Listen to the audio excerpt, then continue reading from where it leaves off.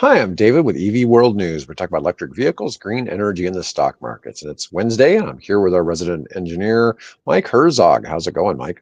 I'm back, David. Glad to be here. Like I told you, I've been doing accounting work all morning, so I'm happy to talk about anything besides that. All right. Well, let's start out with talking a little bit. It's funny because we're in the EV space, but so much of the EV space is China, right? I mean, there are like half of the world's EV car sales occur in China, and most of the manufacturers are located there. It's the biggest market for cars. There's all these things, but there's so much. We just had the Shanghai Auto Show. There's just new stuff being shown over there constantly, and it's really hard to fathom as an American about some of the stuff that's really going on in the space. So my first thing is BYD is making a new car called the Denza Z. It's an EV sports car taking aim at both Tesla and Porsche.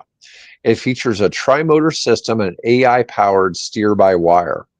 It's priced way below other cars in its category. Now, tri-motor cars typically have crazy horsepower. Yeah. Okay, like the Model S Plaid, things like that. It's a jaw-dropping electric coupe that looks like a supercar, and I'll show pictures here in a minute. It was unveiled at the Shanghai Auto Show, but it's designed to compete with the Porsche 911 and the Tesla Roadster. Okay, it's going to have a remarkably low price. Yeah, so Just, it's one of those. I know there's a term for it in marketing and advertising where, like, that price point says so much. If it's so low, you say, like, it can't be as nice as a Porsche, if it's right. cost kind of thing. So it's beautiful, Yeah. give them Has precise torque distribution and dynamic control, especially during cornering and high-speed maneuvers. So they have another Denza Z9 GT has 952 horsepower. So this could possibly be over 1,000, which wouldn't be the first EV over 1,000 horsepower. But let's see. The steer-by-wire system was developed in-house by Denza. This technology eliminates mechanical linkages between the steering wheel and the front axle, allowing for millisecond level responsiveness. That's incredible that they're bypassing, that mechanical limitation with electric input, like that you could get faster than somebody, physically turning it. That just the tiniest delay in the mechanics going through there's the electrons are faster. Paired with high-tech magnetorheological. Yes, this is a real word. Real word. Dampers. The company says the ride will be buttery smooth. Magnetorheological. That's probably what it is. It's probably magnetorheological. Okay, so it's one word. One word. Like yeah. Can you use it in a sentence? Yeah. Can you use it in a sentence? Magnetorheological. Let's see. Let me see. Here's an interior picture. Looks all right if you like blue. If you're into blue, it's very blue. It's pretty blue. All right. So it's got a starting price of $41,000 US. 41,000. How do you compete with that? Holy crap. Yeah. Oh, do you want 1,000 horsepower car for $41,000?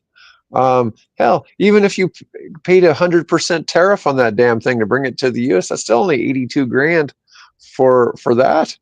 That's nuts. It's just hard to believe that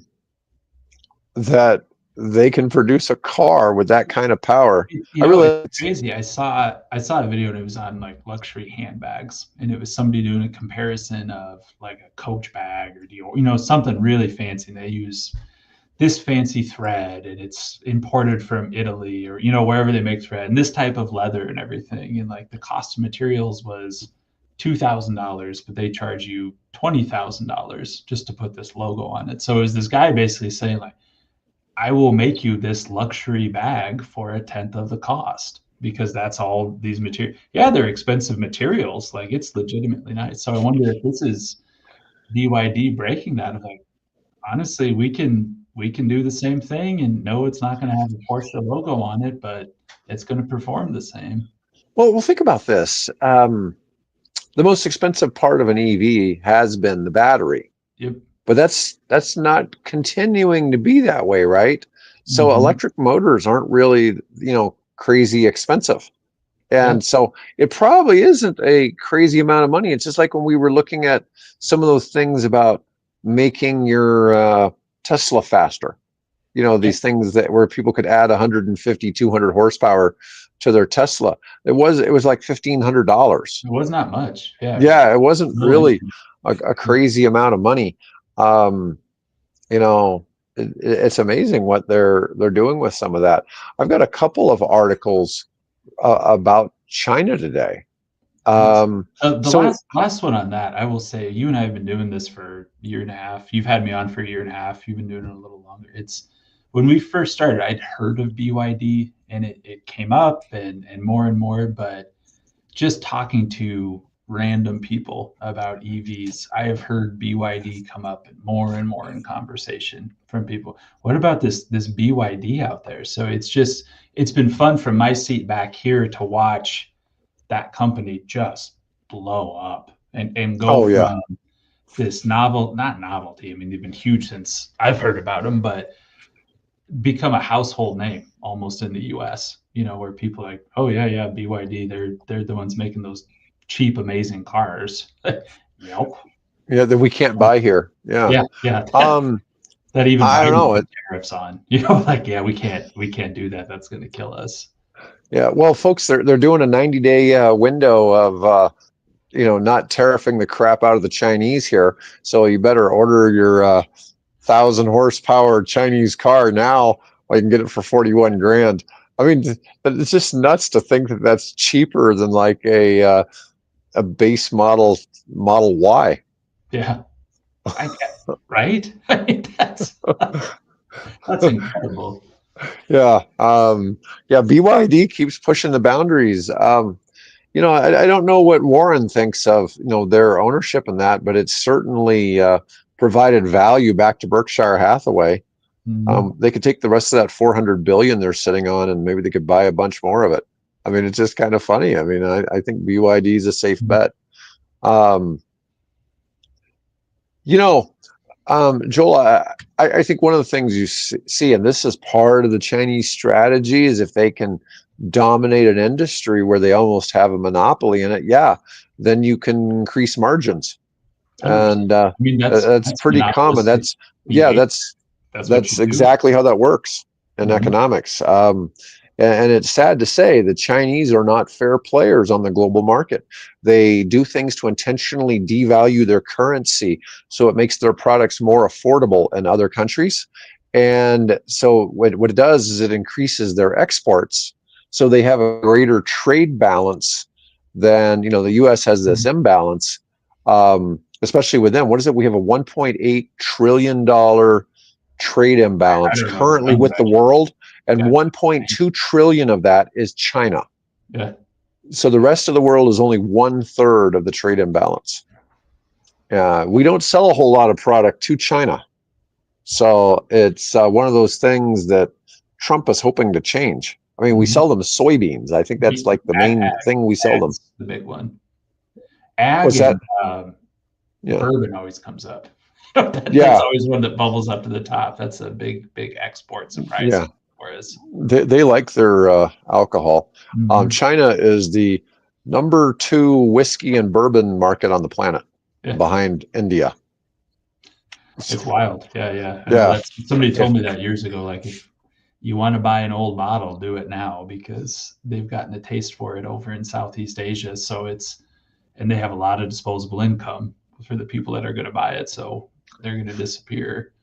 so. Bourbon originally was only made in Kentucky, and that's expanded. You can make bourbon other places, but you have to have ingredients, I believe, that come from the U.S. There's certain ingredients have to Is be it what it's like a in bourbon. champagne sparkling wine kind of It has thing? to be from France. Yeah. Yeah, yeah. Yeah, but it's not as restrictive as tequila. Tequila can only come from like 6 states in Mexico. Mm-hmm. Okay, otherwise it's called an agave beverage, Oh yeah, agave something. it's sparkling wine Yeah, for tequila. yeah, It's but yeah, you can essentially make tequila, but you can't call it you tequila can't if call you it tequila. make it somewhere other than those 6 states in Mexico. Mexico has like 27 states. Okay. Anyways, it's just kind of funny, but yeah, you get some of that in that space. Um, let's see here. All right, so I want to talk about this Chinese company Baidu, Baidu. Sounds like another Chinese Craigslist, right? But it's another car manufacturer over there. Well, you look at Temu and Temu, I Shine know, yeah, there you go. That's what and Alibaba, and all that. It's like Baidu, but Baidu is a car manufacturer. Um, anyways, so Baidu intends to leapfrog Tesla. They announce a self-driving car rental service. The cars will bring riders to a range of destinations, including cultural landmarks and urban tourist attractions. China went from 0 to 60 in the blink of an eye and self-driving. They're moving faster than the rest of the world. I know Tesla is trying to get their self-driving going over there, but they are calling it the world's first autonomous vehicle rental service. The program is a result of a partnership with a company called Car Inc., which is China's largest car rental company, and apparently go live later this year. They plan to rent out self-driving cars at reserved times in order to whisk riders away to a range of destinations, including cultural landmarks and urban tourist attractions. This kind of seems to me kind of same thing as like what as Waymo. So yeah, it's like Waymo doesn't drive and pull into your to driveway and pick you a up. random spot. I mean, Yeah, this is the right application, right? It's a set path. It's a right. big, you can have a drop off zone and a pickup zone. Like great application for it. Yeah, I mean, much like buses, it's just going from one location to another. I've watched videos of the charging yards for Waymo, and they're huge, and there's cars constantly going through, and they got little lights on top that tell you what if it's It's currently like cars, charging or it's like done. this one's ready to go, and Yeah, yeah, and it's really interesting to watch the yard because there'll be all kinds of Waymos that are empty pulling in to charge up and that's and then and then leaving, and they're just maneuvering around each other in the parking lot, going into parking spaces and stuff like that. it's still weird. It's still weird to see them drive themselves. Just Yeah, but it's one thing to see one, but when you're looking at this when and there's a all of parking lot them. with 50 of these things, and like 6 or 7 of them are roaming around the parking lot at any given time, going to an open bay to charge, it just It just yeah. it just seems odd. Yeah, it's just weird to think that that's going on without people. But anyways, but it does make the most sense. Like you're at the airport, you get picked up at Mhm. you know um, aisle H, where it's supposed to pick you up, and it takes you to somewhere. Maybe not drop you off right at your hotel, but it drops you off at some Close enough. Bus predetermined location where it can pull off like a bus stop type thing, where it pulls off the side of the road, lets you out, and you go back on your way. But let me see. The rental business coincides with the announcement that Baidu's Hong Kong robo-taxi testing program, which kicked off in November, has been given license to expand. The pilot program was stpreviously restricted to a pre-approved zone of 20 roads around Hong Kong International Airport, There you although go. it's unknown how big the new area of operation will be. Like I was saying, I mean, it makes more sense as just a plain shuttle, but the fact that all of these are electric, so they're not out there wasting energy, and they shut, when they stop, they just stop using the battery, right? Yeah. So it's very efficient use I of guess I don't. juice. Maybe I'm missing the. Yeah, why is this different than Waymo? Like they're calling it a rental. I mean, is it you get it, you reserve it for the day, you reserve it for a 4 hour block, and you get to do what you want, as opposed to like a fixed point to point. Like I haven't entirely figured that part taxi. out yet. I'm just wondering, is this going to be like dedicated to you for a week? You Yeah, like know, this is your car, and here's the 30 places you can go, and whenever you want to go to them. yeah.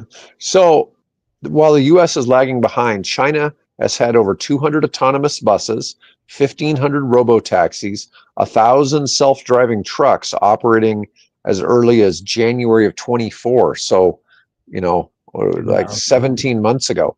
US tech monopolies are struggling to even get their vehicles on the pavement, let alone keep pace. But we have so many different safety laws. Not saying that's bad, but to a certain degree, some of it pushes hard. Coincidentally, in the nuclear space, was it just last week where Trump signed something that now, when the Nuclear Regulatory Commission decides to issue any recommendation or anything, it has to go to the executive branch and be signed off on before they can send it out. And I saw all these complaints. It's like, oh, Trump's making nuclear less safe, by all of Mhm. this. And it's like, well, there's also a current lawsuit by 6 states and like 5 companies suing the Nuclear Regulatory Commission because in the last 25 years, the United States, you know how many nuclear reactors? Oh no, it's bigger than zero. Oh, it It's is three. It's three. three. Oh, I thought it Three. was There's zero. been 3 Okay. nuclear reactors, but they're all in Georgia at that Vogel. I'm not sure if I'm saying it No, right. are you saying like permitted approval or construction? Yeah. Just Uh, permit approval, yeah. Because I was uh, going to say like construction, like no, I I know think they were all. built. They're active. They're active Oh, there in Georgia. Yeah, oh. it's a Gen 3 nuclear power plant, but those are the only ones in the United States in 25 years. See, and for me, I thought the answer was zero because I know Yeah. there's some in Georgia where they approved the permit and then they just came back and basically priced them out, and it's just like, nope, nope, Well, maybe that's the case. That could be possible. I just know that they haven't gone anywhere. And no. so all the stuff with the new ultra safe, 4th gen nuclear reactors and all that, on the news scale, stock's gone up like 30% in the past week, which is an SMR nuclear company. I mean, Mhm. it's just skyrocketed. They were already worth over 2 billion. They're probably worth 3 billion now. Yeah, And and because now that there's fourth hope. gen it's a big deal, I think. I Yeah. think it's a big deal. Just the safety. I mean, it defaults safe. Yeah. Someone stop whatever you're doing and be safe. Great. Yeah, I mean, it's really crazy to think about because you watch that movie Chernobyl, and it's Yeah. like, oh, we're pressing the wrong buttons, or you know, you, Yeah. you watch the pictures of like Homer Simpson, and they're all getting drunk at work while they're operating the nuclear power plant, and you know, I'm just like that's what I kind of think of when I think of it. And then now the 4th gen is like, okay, so all of the staff dies of a mysterious disease suddenly. Mhm. Um, it never melts down. It just Just slows does down. its own thing. Yep. Yeah, yeah, it's just crazy to think that they've come that far. But It anyways, is. so back to the U.S. struggling in the self-driving space. Tesla's had a tidy collection of deadly accidents resulting from flaws in its self-driving software. Musk admitted in April that full self-driving isn't ready to hit the streets. Yet another delay for the autonomous tech. But their autonomous has been trying to be going in and out of your garage. It's wherever Very it precise. is a random, I don't want to say random, but it's one of those. We want it to do everything. We want it to be a driver, not a fixed path bus route kind of thing. Yeah, I mean, to me, a lot of what China's done is more like a Disney ride. Okay, That's where yeah, you that's you you that's funny. you, That's you what I go was get in the thinking. Disney ride, and there's nobody driving the vehicle for the ride, right? But it Mhm. goes it's on a track, and it just goes and it ends where it ends, Yep. right? And that's kind of how they've programmed a lot of this stuff. That's kind of how Waymo works. It's kind of how the Chinese ones work. I'm just saying it's still not a human driver, but I've watched people using showing videos of their full self-driving on their Tesla, taking weird turns and doing other stuff and doing it as well or better as a human certainly could have. And so it's interesting to see where some of that tech goes. But you know, it's still it's interesting that China is so far ahead in that space. All And right. that's something I hadn't really heard before, that's that's what they were into and looking, but it makes sense. I mean, Yeah. somebody I had heard from somebody, one of the great faults in American electric vehicles is that Apple never made a car. And they said that's so much of the Chinese model. It's based on these technology platforms. It's based on cell phone platforms, and Right. everything just integrates, and all of the technologies support each other. And that's where they're coming. They're not a car trying to be an electric car. They're a cell phone trying to be an electric Well, car. Musk has even commented, it's like, look, Apple, we could make a You phone. could We do already it. we already make a car that's Yeah, basically a big phone. yeah. Yeah. I mean, wouldn't that be incredible? Like, Yeah. just put it together. You got it. You got it all. I remember Jim Farley from Ford talking about one of their problems of getting in the electric vehicle space is that they have like literally 100 different software companies that supply software to Ford for different, parts. You've got your regular car computer, you've got other things that are computerized and use software in the vehicles. Those systems don't talk to each other, they don't interact. Whereas Tesla and the Chinese auto manufacturers, they built a computer and then they just started connecting everything to be controlled by that computer.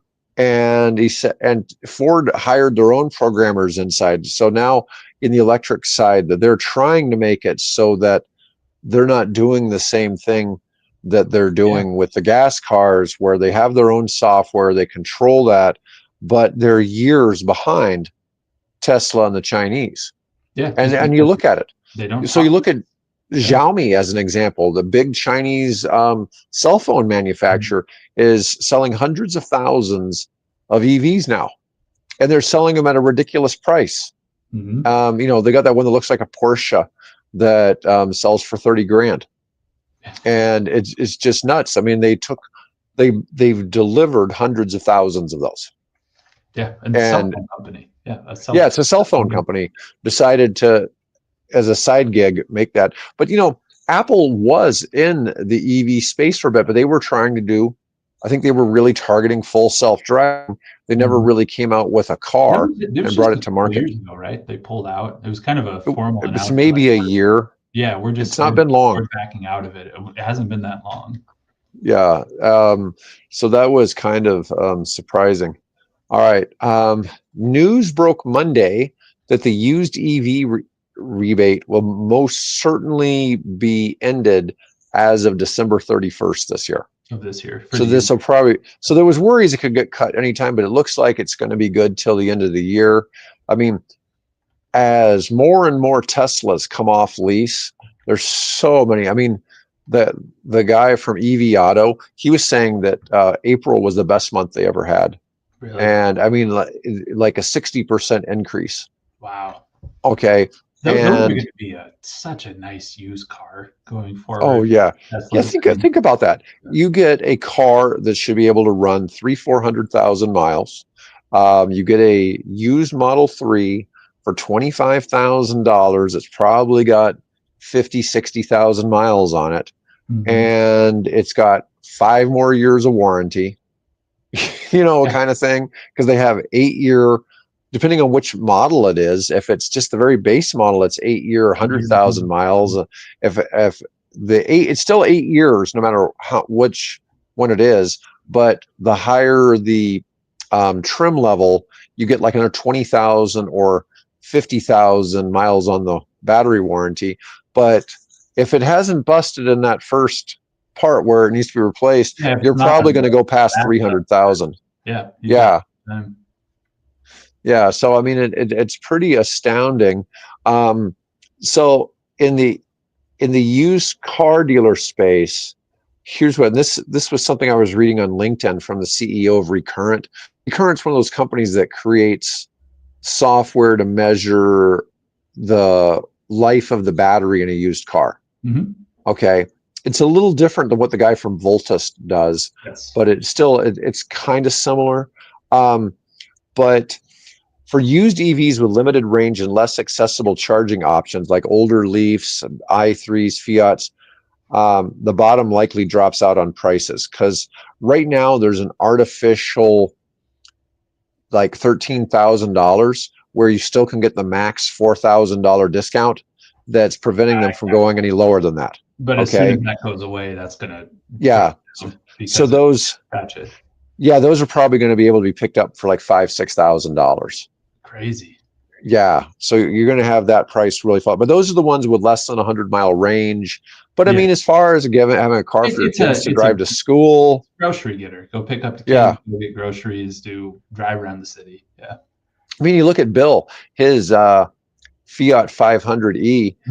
I think he said he drove it like 2,500 miles a year, all the years he had it. You know, it's like that's a ridiculously low amount of miles, but he doesn't go to work. Yeah. You know, so it's drive around. Just retired. Yeah. But let me see. For used EVs from the last few model years that have long usable range and access to the Tesla supercharger network, and that would be like 2 to 3 year old Teslas, Bolts, Neros, ID4s, Mach-E's. Prices potentially climb back up above 25,000 since there's no artificial ceiling created by the used rebate price threshold. That's just interesting to see where that perspective comes from. You know, that's really typical, Joel, in the truck space. I mean, you see people, I'm curious, you're still on your original motor in that? Because I know people that they would take that truck, if the body's still in decent shape, they'll just keep dropping more, they'll just pull one out of another one, or they'll buy a refurbished motor and throw it in there. Because I know people do that, like in the construction space. One of my friends, I think he's put like 500,000 miles on a Chevy truck. Oh, original motor. That's nice. Yeah. But my friend, he's definitely replaced the motor on there. But I'm just saying, I mean, if you got a truck body, you've got certain value there that, doesn't go away. Yeah. You got 300,000 miles. You ought to be having something that's that's really normal. Yeah. But still, I find that fascinating, though, what's going to happen to the used EV market, because it's been nuts. And people always talk about, oh, they all drop in price so fast. And the biggest thing is the very first depreciation on that vehicle is that $7,500 tax credit. Yeah. So that's the first depreciation. So you really can't compare a $47,000 EV. Shouldn't really be compared, because it really was you should only really count the depreciation from $40,000, because you didn't pay that $7,500 anyways, right? No. So point of purchase. Yeah. So it's a different perspective.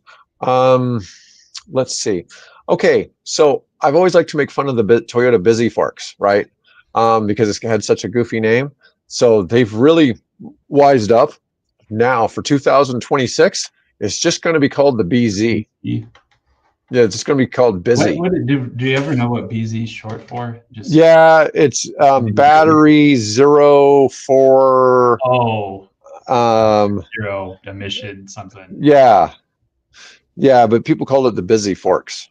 So Dave, I don't know if people did or if it was just you. Oh, no, I wasn't the only one. I've seen other people calling it the Busy Forks too. I might give you credit for that one. No, I'm not that original.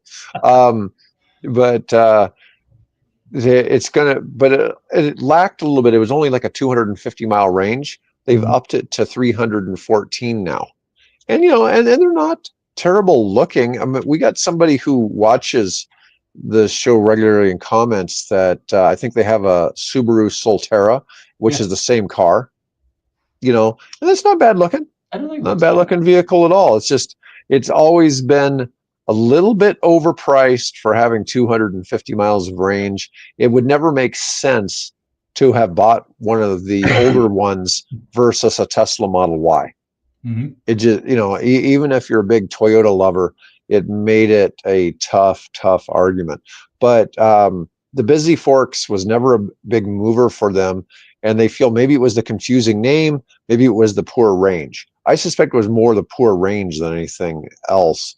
But So for 26, they're going to the BZ. It's going from, oh, the base model only has 236 miles of range, which the older one had 222. But they have another version that has 314, and the best previous model had 252. So it's a pretty big jump. It's like an extra 20% or so. Let me see. Before the turbocharged V6 Toyota full-size truck came out, the older trucks were the 5.7.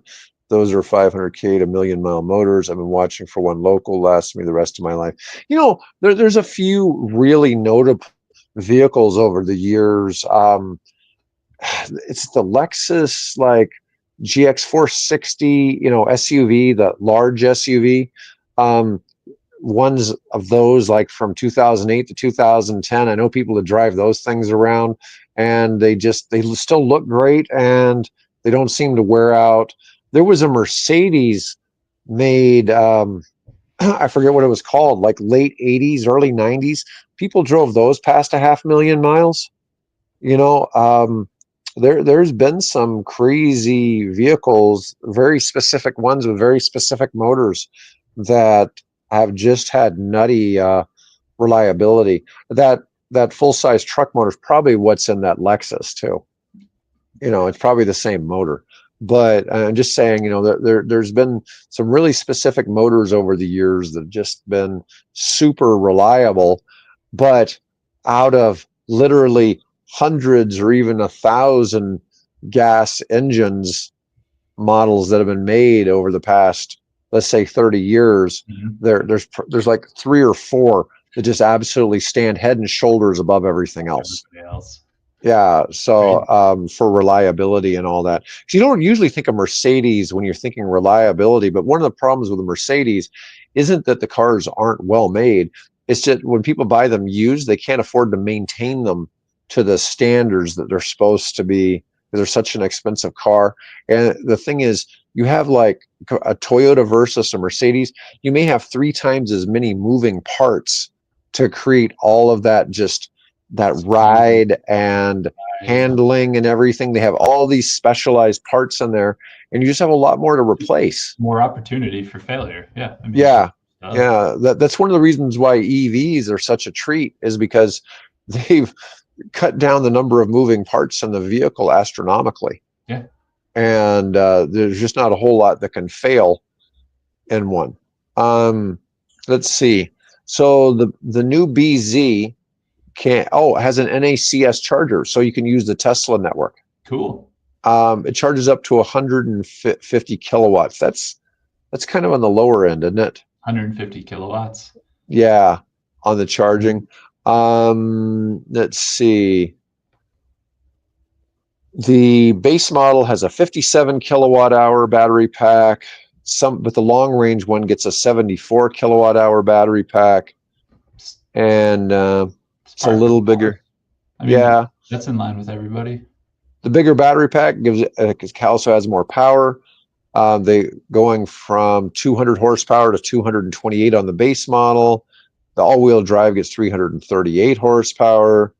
That's still, if you compare that versus a Tesla with like 450, in a Model Y, it's still not quite the same. But Tesla likes to keep everything a little over the top, right? So let's see. It's not really changing the look much, and it's probably not changing the price much, but it'd be interesting to see. I was just looking at it today, maybe this morning even, or yesterday. All the new models are coming out, and I think I read 3 articles in a row that they were doing, and it was one of those like, we're going to have 5 by the end of 2026. Now we're going to have 8 by the end of 2027. We're going to have 15 of them by 2030, and it's like, wow, they opened up the floodgates. Did you and I didn't actually see a news article about this, but apparently, it was your friend Bridget. Mm-hmm. She sent me something talking about how one of the dealers in Nebraska for Buick has sold their franchise back to the Buick organization, because Buick has announced that it's going to be EV only as of 2030. And I so think I've this heard this that. Nebraska dealer, they might have been in Grand Island or something like that. Okay. They didn't feel that their customers want EVs, and it's like, but you and I have looked, and it's like, what is it? Buick has 6 EVs in China, none in the United States. And in the United States. No, so I could see where for Buick customers, the whole idea that it's going to be all EV 5 years from now Yeah. might be a little shocking. It, But it is. I haven't heard of that, and it's always I always question absolutes. Like it's going to be this. We're going to do nothing else, and I mean, it's good, but 2030 is going to be here awfully quick. yeah, I don't know. yeah, yeah. I tell people all the time that are doubters, like, look, the economics are just going to make it so people don't drive gas cars anymore. They're Mhm. not going to be interesting anymore. Your whole idea of I could buy some supercar that goes super fast when somebody's buying a EV that goes faster than that Yeah, for a third the price of that supercar, it makes no sense, And yeah, like I said, economics are going to drive a lot of it. You're still going to have people wanting the vroom vroom, and all that, but I don't know what to do about it. Oh, I saw one of the new Charger EVs over on 204th yesterday. I haven't seen one. Go down. Yeah, it's the first time I'd seen one on the street. Um, all right. So Bill thought I should talk to you about this article. This one's kind of funny. The title is Scientists Caution Against Charging Electric Vehicles at Home Overnight. Okay. This is Listen, man, kind of a bold one. I teach courses on why you should charge it overnight. Overnight, yeah. And it starts off by saying transportation continues to be a top contributor to greenhouse gas emissions. Cutting these emissions hinges on electrifying how we move. But their thing is, it's like, well, if everybody has an EV and they're all charging at night, how's that going to work out? So they're suggesting that people get some kind of credit for charging during the morning or something like that. And just like, I thought that gets a It little is, weird. and it's one of those. Um, it's a good question. What's Joel have to Mhm. say? Mackinac, Mackinac. I don't know where Mackinac Island It's is. Michigan. It's up by the UP. Up in Oh, the okay. and it's I think they have horses and carriages and bikes and stuff like that. It's no absolutely. Yeah, that's more of probably an impact on the ecosystem. The cars, I assume, even they probably don't even allow golf carts, so Yeah, they probably I wouldn't think even do electric golf carts. So they're probably not going to do I think it's that. more, historic, but that would be interesting. But the charging overnight, yeah, it's like, well, if everybody does it overnight, then you're just moving the problem. But what we're really looking at in the industry is one, like on a daily basis, people don't drive a lot of miles. So honestly, you don't need to charge that much. And if you only need an hour to charge, then it's very, I don't want to say it's easy, but you could imagine in your head like, well, yeah, we just space everybody out. You have a 2 hour block, you have a 1 hour block, whatever that means, and fit it within the grid that way. So yeah, if everybody sets their timer to say at 10 p.m., start charging my vehicle, is it going to be a problem? Yes, but what we found is with actual driving habits and the amount of energy you actually need to put back into that vehicle, there's still plenty of space and plenty of wiggle room to stagger charging, and it's not going to be a problem. I guarantee you charging overnight is better than charging at 4 o'clock in the afternoon on a 95-degree day, as far as Well, its so impact. here's one of the things they're saying overnight, but they're actually talking about people plugging in and charging during peak grid hours. You and I are thinking about, hey, have your car charged from midnight to 7, Yeah, right? exactly. That's over. And in the article, they're thinking people tend to like to just plug in as soon as they get home, Mhm. and they're probably not setting a timer, and so they're probably charging during peak time, and then you're going to have to add more power from natural gas.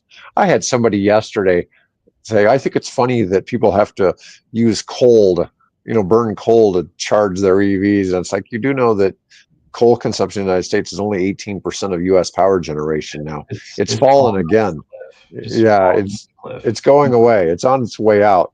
And but yeah, wind and solar and hydro are now like 24%.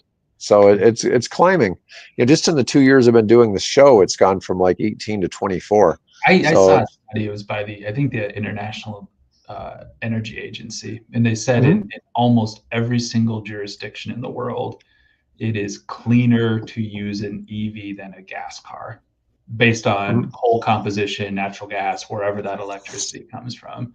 They said just about wherever you are in the world, it is better to use an EV from an It emission. doesn't matter even if the EV is electricity is 100% coal, it's still Mhm. 3 times as efficient, That at that using basically that what the energy. argument was. It's just when Yeah. you look at like even the entire supply chain that it takes to get coal there or versus getting petrol there or gas there or whatever it is. It's just a better process top to bottom. Yeah, it's funny. I hear those arguments and I'm just like, oh God, really?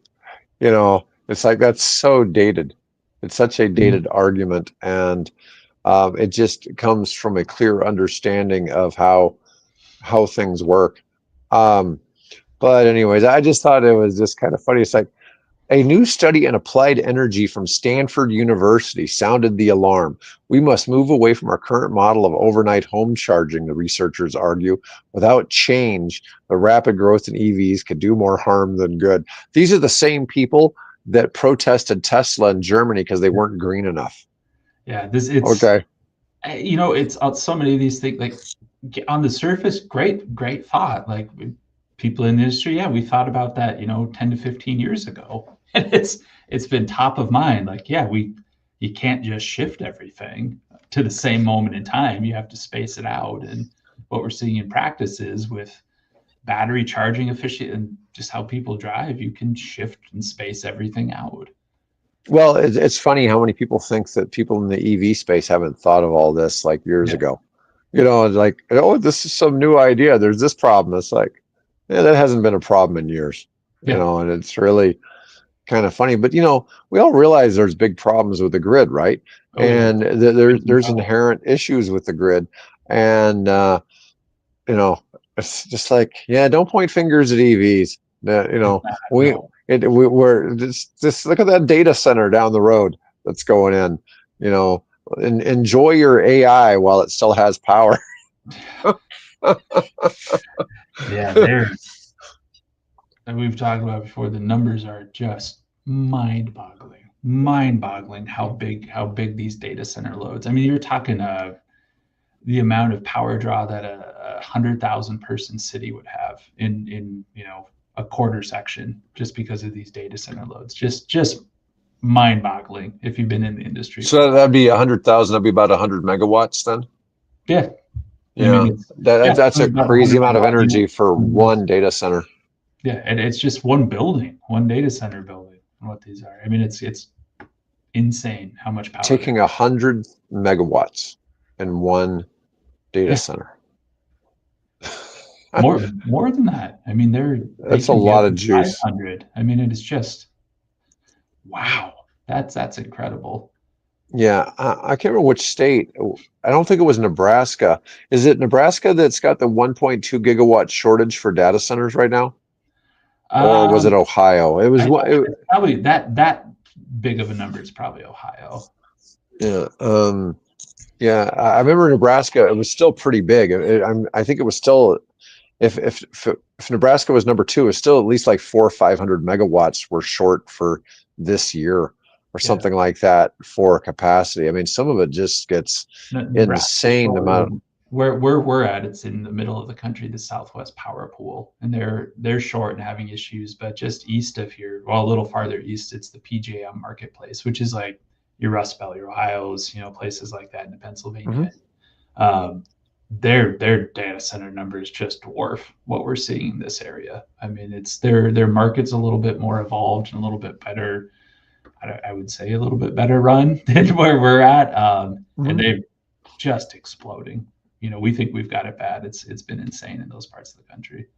Yeah, it's just hard to comprehend. And people are like, oh, if everybody charged the review at the same time, we'd have all these blackouts. It's like, yeah, yeah. It's like, Yeah, well, everybody it's goes just and Google searches at the same time. So right. post a picture to Facebook at the same time. Let's see what happens. Yeah, I use this AI called GenSpark, and I love it. And but I know that it's using probably 10 times as much electricity as doing a Google search. It's just I like the way it formats my answers. It, Um, and it's just cool, right? When it actually is doing what it's supposed to do, and it's incredible. It's just incredible what they do, what those programs can do. no, there's no question. All right. Here's I got this article on electricity consumption is rising, driving solar and storage expansion. Now, this is one of the big things. As you put in solar, wind, other things, there's being more and more battery farms. Let me see. Utility scale solar is set to add 135 gigawatts between 2020 and 2026. So in the last 5 years and the next year, Next year. um, be the largest increases in electricity generation. We're expecting an increase of 34% in 2025 in solar power and 18% in 2026. Um, Storage is expected to add 57 gigawatts. It'll surpass wind energy, which is expected to add an additional 50 gigawatts. Natural gas is expected to add only 25 gigawatts. Wow. Yeah, coal capacity is expected to drop 50 gigawatts in the same time period. So, definitely seeing those shifts. The new generating capacity is concentrated in Texas, California, the upper Midwest, and the Northeast. Do you think we qualify as the upper Midwest? I Do you don't know think if we're they're, West. Maybe. or are we talking more the Dakotas? I would I think don't know. I'd think we're Dakotas. upper probably. Hmm, Um, maybe. I don't. Texas has more battery storage projects planned than any other state, almost 20 gigawatts of additional capacity to come online in the next 2 years. Battery storage has proven their value to the Texas market by increasing reliability and reducing costs while allowing for greater stability, integration of renewable resources. I keep saying like my idea for doing the battery swap technology for big trucks. If it was done right and you had it in the right locations, you could certainly use that for a lot of grid stabilization. Yep. I mean, you could have all those batteries that are waiting to be swapped out, It's when there's a shortage, go right done. back to powering the And it's grid. just the way the grid needs that energy. It's in short cycle bursts. Mm-hmm. Sometimes it's, hey, we need this while our natural gas plants ramp up, and it only takes 5 or 10 minutes. I mean, That's but you need it. that's going to be the next argument is we can't get any power to our semi trucks because the AI and the data centers are using all of our power up, and so our trucks are just sitting here waiting to charge because Charge. the batteries all got sucked dry by the data I know, centers and down the road. all those truck drivers are sitting there scrolling their phones and just adding to the issue. I've got a dude coming on tomorrow that's going to talk about these pods of chargers that there'll be like 40 connectors Mhm. for go out to cars, but the whole system pulls about 1.6 megawatts at a charging location. What would the grocery store pull about It's about 500 about a kilowatts? megawatt. It So I would the would say grocery like store pull a megawatt? about a megawatt. So like a Okay, typical grocery store, it's got the deli, it's got the freezers, like a Walmart, yeah, stores about a megawatt is a good rule of thumb.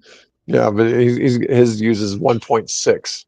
Well, we've got a grocery chain here, Hy-Vee, and there's a Tesla, supercharging Mhm. station in the parking lot, and if that thing's full on and running and not going through its algorithm to limit charge, like, yeah, it's more than the grocery store, and it's 10 parking spots. That's the scary part. That's the scary part. Yeah, yeah. It's funny because we've looked at some of these ultra fast chargers that they're making over in China already, where the charger is exceeding over a megawatt, and I'm Yeah, just like, where's all that juice coming from?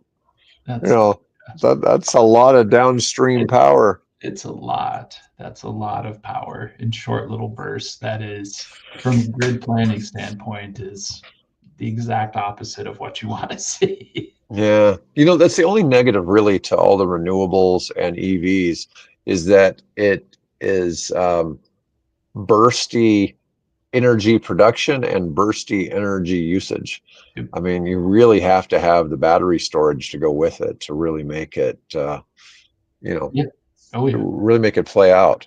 All right. The last article I've got for today. This one's kind of funny. The number one benefit of EV life is the number one thing people worry about. That's, charging. They're all worried about all the time they're going to spend standing outside charging their car, right? When in reality, you don't spend any time really charging your car at all. You just plug in and you go do something in the house, right? Yeah. And I had to fill my wife's car up with gas the other day, and it was a weird experience. It's like, I don't know the last time I've been to a gas station on gas. It's just something I don't think about. Yeah, I mean, it's really kind of funny to think. One of my friends, we went somewhere and we had a car that belonged to like his cousin. He was staying with his cousin, and we took his vehicle. And I think, he had picked me up at the airport. We were in like Phoenix or something, and we go to get something to eat, and he just walks away, leaving the car running, because his Tesla just turns off when he walks away from the car. And it's like the car's still running, and yeah, you didn't turn it off. It's like, hey, I think it's still running. It's like, oh, I forgot. Well, and the funny thing is, he has like 3 Teslas. Yeah. And he has a 3, a Y, and an X, and he's just used to them. He's gotten used to that's the way all the cars are now, is they just do that. And so it's kind of weird to go back into lower tech, but it's just funny. It's like,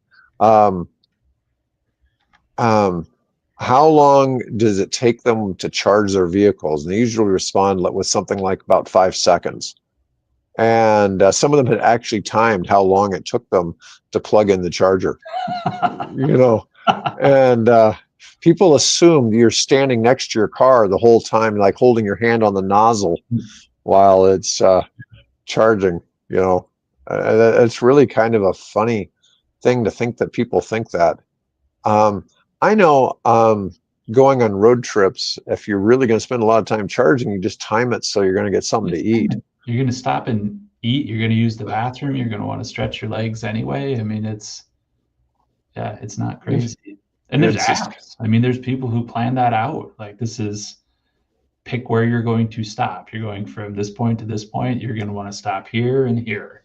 Great. Yeah. Anyways, well, good show today, folks. Thanks for chiming in. It's great having so many people watching today. Anyways, we will be back tomorrow. I've got a guy named Arcady, who's from a company called Tritium that's making these charging networks. He's going to come on and chat with us, with Bill and I. I got a special guest from Siemens next week on Thursday. Otherwise, Mike will be back with me on Wednesday. And otherwise, folks, I'll be here with our special guest tomorrow. Otherwise, folks, have a great day.